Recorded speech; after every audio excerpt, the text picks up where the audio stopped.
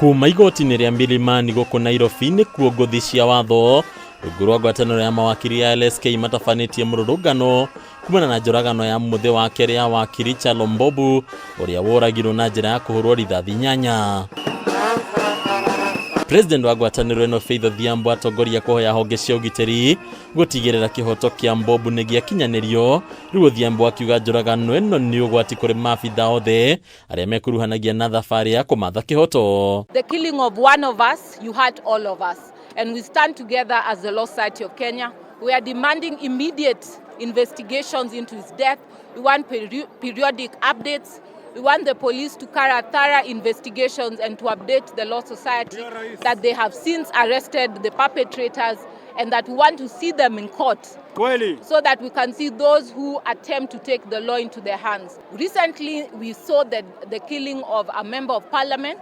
Now we see the killing of an advocate.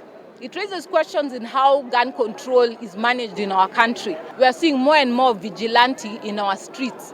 And we must ask the national government to take up its responsibility. ODHIAMBO nĩ ahoete honge cia ũgitĩri na andĩki a mohoro kwaga gwĩcirĩria kana kwamba Mbobu mũtharaba igũrũ hatarĩ ũira mũiganu. Rĩu akiuga ũyũ nĩ mũtaratara ũrabatara ũthuthuria kabuca nĩguo arĩa othe makuruhanĩtio na njũragano ĩno matũngio guoko kũraya kwa watho. Allow the police to complete investigations, casting aspersions onto any issue of the advocate does not negate the fact that his life was unlawfully taken.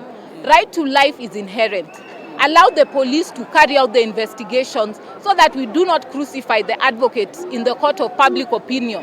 We expect action, we expect arrests, we expect people in court as soon as possible. Mwena-inĩ wake mũtongoria wa kĩama kĩa Wiper KALONZO Musyoka orĩtie honge cia ũthuthuria gũtuĩria kana gĩkuũ kĩa Mbobu nĩ gĩkuruhanĩtio na ũteti. Rĩu KALONZO akiuga kwahoteka andũ marĩ ũteti-inĩ makorwo nĩ maranyitire itemi njũragano-inĩ ĩno. Whoever who is responsible for the killing of Kyalo must be brought to book expeditiously.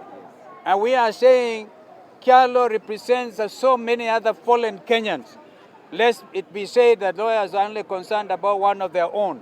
We are concerned about every Kenyan who has been failed by police bullets, sometimes masquerading as people on motorbikes, people who meet and plan to kill others. So we are asking the LSK to take the lead when the police is approaching the office of Mbobu Kyalo, to approach it in a manner that accords respect to the doctrine of confidentiality.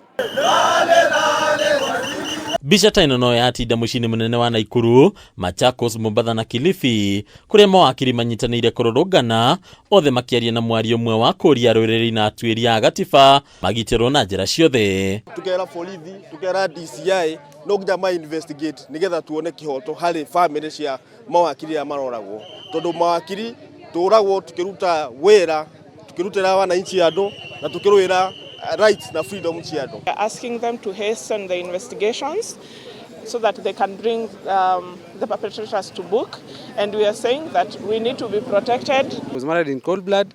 We want to tell the investigative bodies to do the investigations. We want answers, we want justice. Thikũ ya gatatũ kuma njũragano ya wakiri Kyalo Mbobu, rĩu ngwatanĩro ya mawakiri ya LSK nĩ hoete thirikari makĩria honge cia ũgitĩri gũtigĩrĩra ũrĩa woragire Mbobu nĩ akinyio igoti-inĩ na kĩhoto kĩa mathwo.